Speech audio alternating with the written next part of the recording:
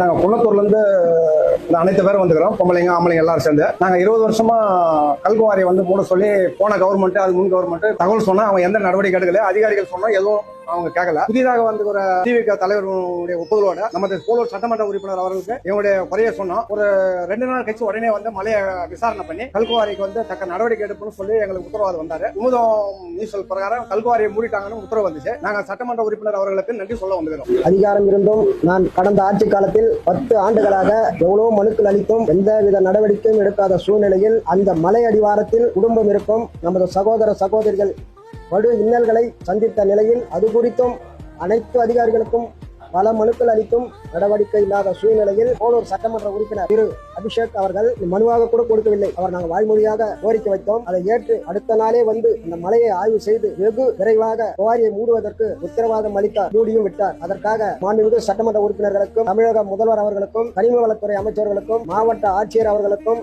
இதற்கு பேர் உதவி புரிந்த அனைவருக்கும் நன்றி நன்றி நன்றி.